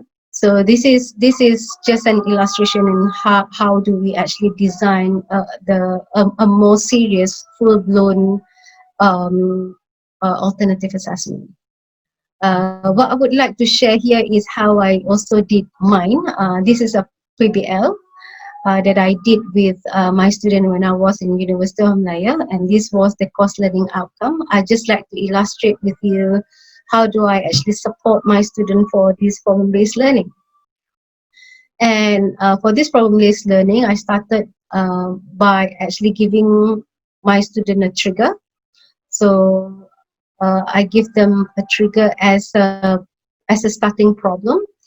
And as I mentioned in the previous webinar, when you actually choose one type of alternative assessment, it is advisable for you to actually find out what is the learning theory behind the alternative assessment that you choose.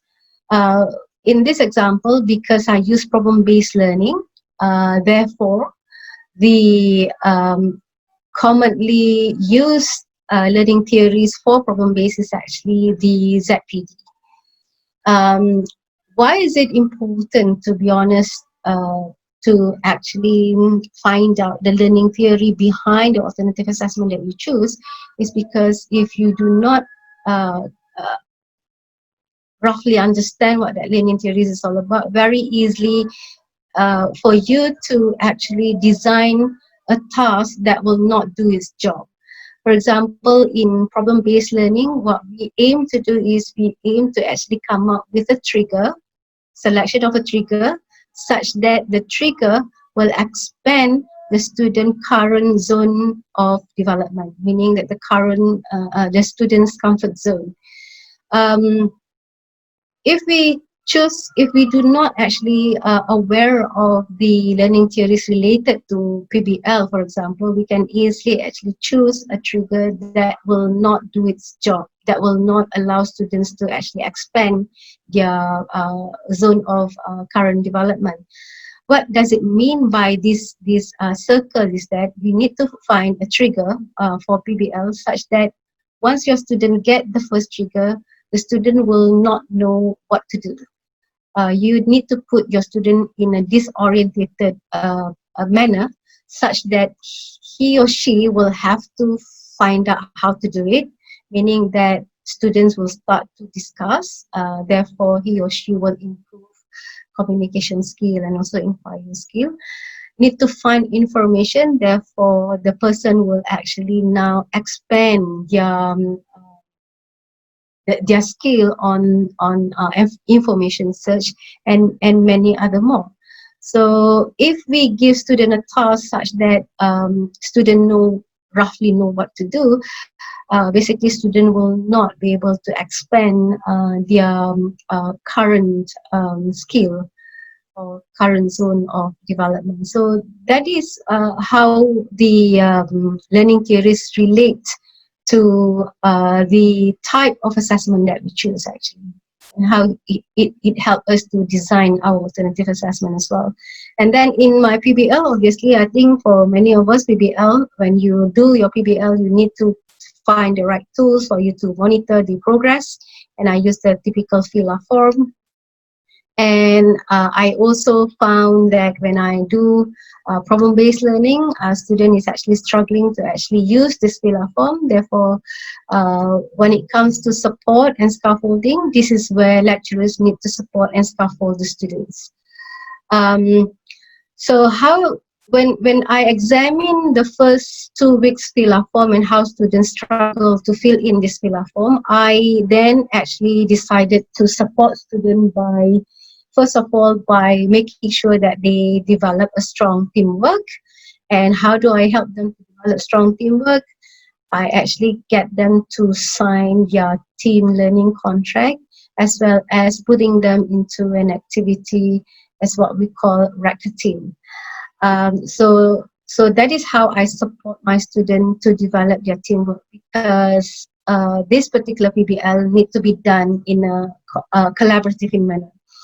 And when it comes to this part, I found that many students are struggling to come up with questions on the second part of the course. And the way I actually scaffold or support my students is actually I put them into the so-called action learning training, a 1.5 hour session.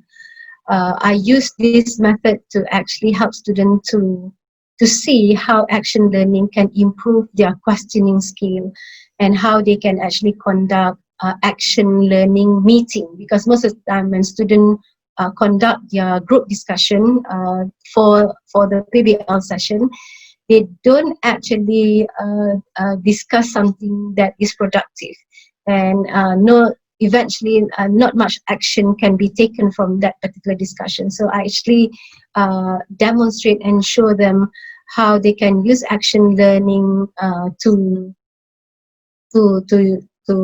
conduct their so-called action meeting. And I also found that because during problem-based learning, they need to find quite a lot of information from week 3 onwards, because this particular PBS started in week 3. I also found that they need to be they need to be supported, or they need to be shown how they can handle large information and how they can actually use jigsaw amongst themselves during the discussion to handle that large information. Not everybody needs to read all the information that each of the team members actually found. And I also support my student. You can see, because this was done before the pandemic and before we had all this online, so it's all done face to face, but I know now that all this can be done online.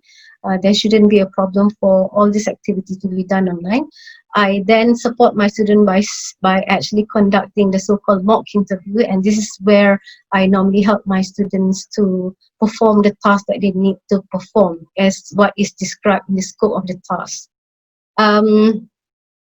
And if we use alternative assessment, because it is a process-oriented, it is also very important for us to find out what are the process related to that particular alternative assessment.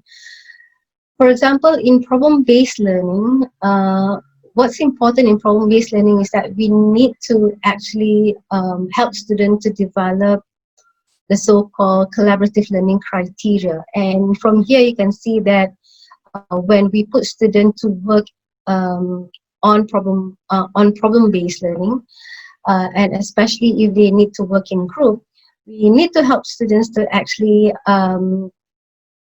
develop their teamwork, and definitely throughout the process we need to help students to regularly, self-check whether their group is actually functioning or not. This can be done by telling student that, or sitting with student and help them to check whether the team has actually functioned the way it should function, what the team has done best, what the team need to improve, whether their discussion is productive, or whether the way they do things is correctly or not correctly. So regular self-assessment on group functioning is very important in problem-based learning if you use PBL as your authentic assessment. And you may also check other processes as well, because when students actually work in a group, what's important, for example, in problem-based learning is positive interdependency. So what I mean by positive interdependency is that normally when you throw a group work to your students, when you use alternative assessment, you assume that the students actually work in team and they work collaboratively. But most of the time, when you receive your students' work, especially their report, you will be able to actually notice that they are not actually working collaboratively because their report are disintegrated, they are not cohesive, for example. And this shows that what one person found is not being discussed and not being understood by others, or by other team members. So if we use problem-based learning as our alternative assessment, it is important for us to actually assess the process. And in my case, what I did was I chose to actually grade this particular process, interdependency, positive interdependency. And how I actually grade that process is through the interview.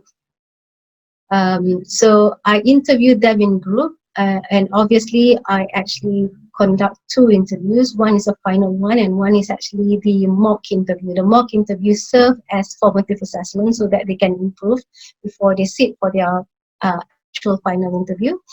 So during the mock interview, I actually check positive interdependency, and I also ask them to reflect and check their group functioning. And they realize that they really need to improve on those two. So during the final interview, I can see that their positive interdependency have actually improved a lot. So typically, I normally get questioned, how do I actually check for positive interdependency and how do I grade them? During the interview, I normally refer to this particular form again, the fill-up form that they have to fill in from week 3, week 4, week 5, and so on until the PBL ends. In this particular form, you can see here there are names, who's supposed to do what, who's supposed to find the answer to questions that they have formulated from the task given to them. And during the interview, what I normally do is I will actually ask the group that, okay, based on this particular fill-up form, you are supposed to find this, and this, and actually Zarizan is supposed to find it. But when it comes to finding out what have they found, I do not actually ask Zarizan. I ask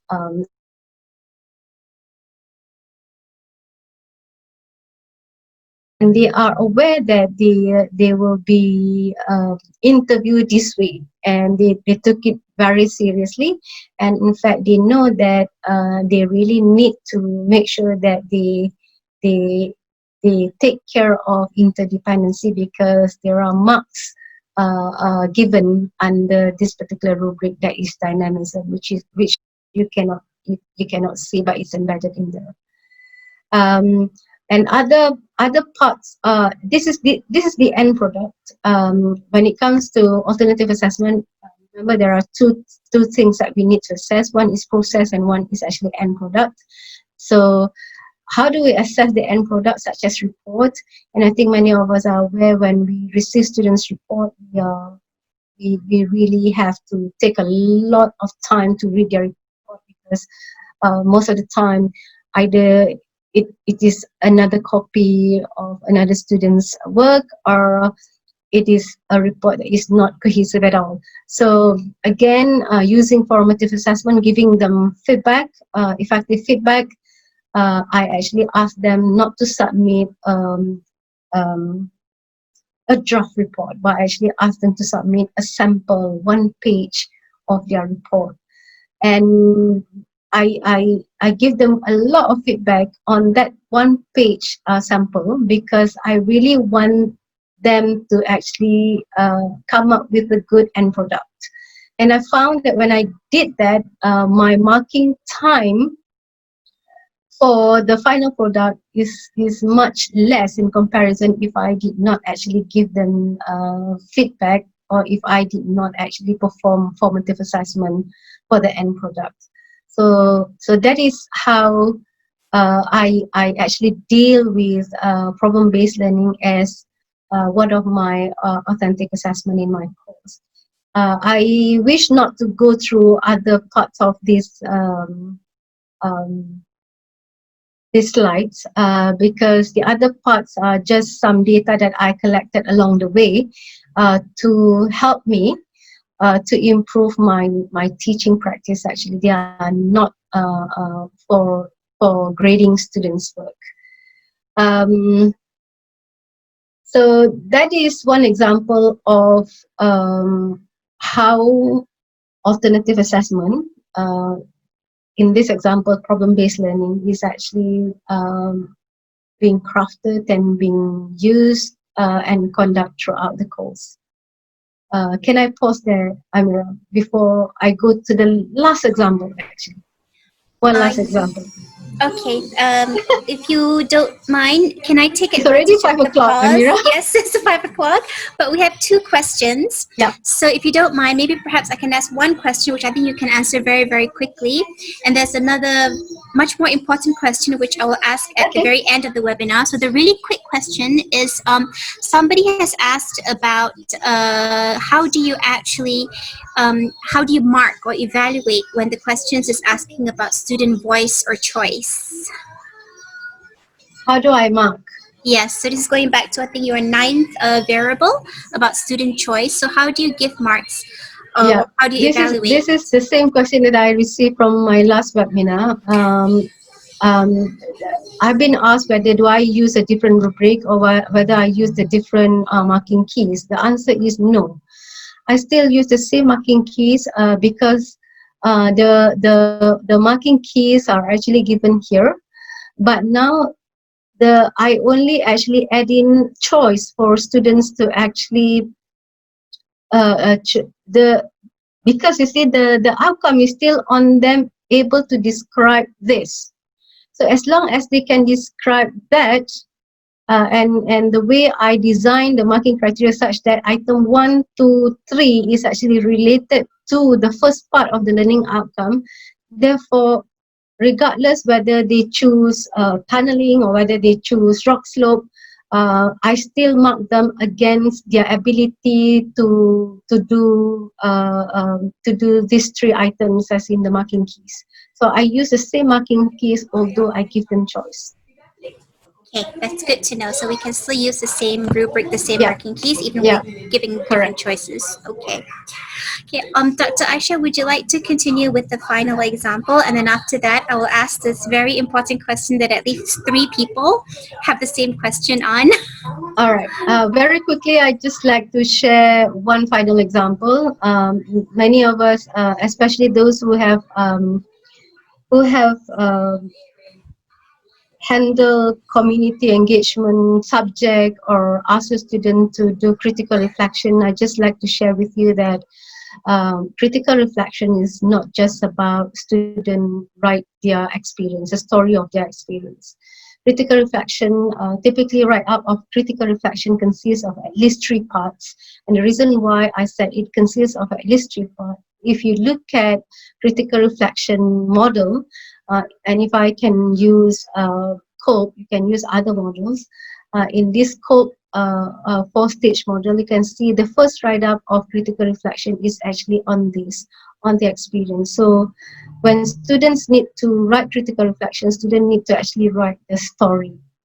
Um, And then the next part, the second paragraph, normally I expect from my students when I give them critical reflection assignment or task, is that they have to link their story to the subject content, or they have to link their story and their experience to the procedure, to whatever procedure that is related to the culture, to for example the principles, and so on and so on.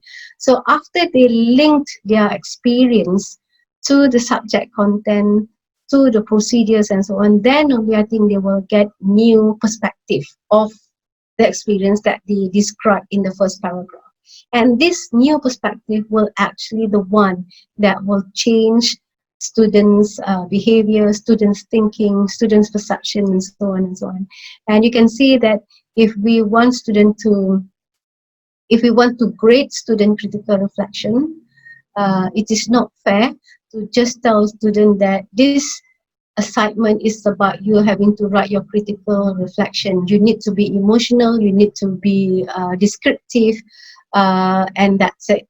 But as you can see, in order for critical reflection to be done correctly, and if you use a particular model, we would love to get students to be able to reflect to the extent that there will be a change in behavior, like what it shows in the rubric. This is actually University Malaya rubric for community or for social engagement actually.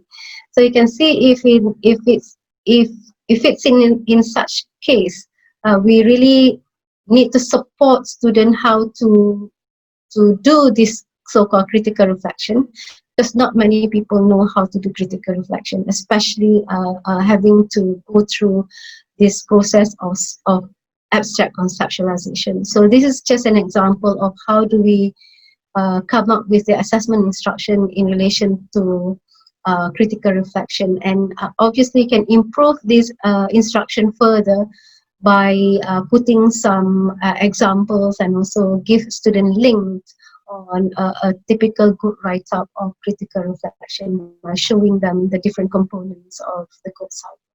So I think that is roughly what I would like to share with University Malaya today. Yes, Dr. Amira, can I get the final question? Okay, the final question. So I'll let you put a must actually. What are the best alternative assessments that Dr. Aisha would suggest to replace final examination during this emergency remote online teaching period? And if I may add, I think now we have about 3 weeks at the end of the semester. Some lecturers have already designed alternative summative assessments to replace the final exam. Some lecturers still have final exams, but I think there was a letter that just came out from the Deputy Vice Chancellor of Academic and International's office advising that, as much as possible, we should try to give alternatives to the final exam. So within this very short period of time, within this 3 weeks, if a lecturer were to redesign their final examination by actually giving an alternative assessment instead, Dr. Aisha, what would you suggest to be a good replacement? Um, it's not actually straightforward, Amira, because it also depends on the weightage. Remember, the weightage actually linked to the weightage and time. So if you consider those two, there is no definitive answer on what will be the best alternative assessment to replace your final exam. If, for example, you reduce the weightage of your final exam to 20%, I guess you can give something like this, with you bringing in maybe another one variable, or you can keep it this way. If let's say you want to keep your final exam, you can rephrase your final exam question by embedding one or two variables so that your question will be authentic. Obviously, plus some of your other strategies on how to make sure that students are not copying or cheating during the online exam. With UMT, I actually share a technique. How do I use two of these design variables to rephrase my final exam, my test question, which I'm going to do it online next week. so that there won't be enough time for them to discuss and come up with the same answer. The two variables that I use is actually I put in a degree of authenticity, and I actually use again this particular design variable, that is the student's choice and voice. Um, um, Alternatively, what we can do is, if it's not a huge 40-50% uh, alternative assessment, let's say the final exam is actually 40%, now you need to design 40% alternative assessment, and there's only 3 weeks left. I think that is a little bit tight. Uh, you can actually go for simulated authenticity. You may consider, with this very limited time, if you really need to do that, you can find an assessment where you ask students to simulate the real thing. Um, how can we get students to simulate the real thing? For example, you can start asking yourself, if I want to actually assess this particular learning outcome and these are the topics, reflect and ask yourself, how can student use this topic and achieve this particular learning outcome with the things around the student's vicinity? Meaning that around their house or around, because they cannot go out far, and during the MCO and all that, how can actually they do it?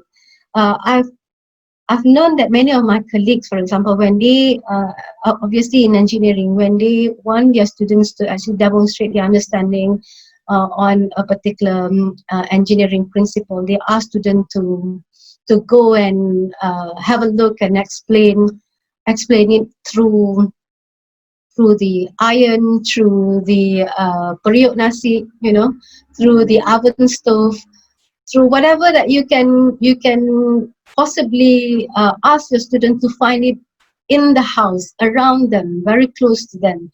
And I personally, if I can actually get my students to classify the soil, if I have more time and if my assignment is more than 10%, I actually want my students to do a very simple experiment with the flour and peanuts that they can find in their kitchen. By asking them to play around with these two material, I can actually design a task so that my student can perform similar lab work like what they perform in our engineering lab, that to help them to understand on soil classification. There are quite a lot of things that you can actually, the tasks that you can come out. But the challenge is that alternative assessment requires the lecturer to be mastery of your subject. That's roughly my answer to that, Dr. Mira. Okay, so then basically it means that there is still time if we wanted to design an alternative assessment within this last few weeks. We may not be able to use all the variables. Yeah, you may want to consider maybe one or two variables. And in fact, my colleagues, or quite a number of my colleagues are already trying to use at least one variables in their test questions and also in their alternative assessment. That's a good, hopeful message for those of us wanting to actually change from the final exam format into something that's a bit more authentic, I think. And I think, Dr. Amira, another quick and easy way for us to deal with alternative assessment is to phrase your alternative assessment such that student making use of their personal experience. I think you would have a lot of that, especially now, right, during the MCO and the pandemic. Yeah. Okay.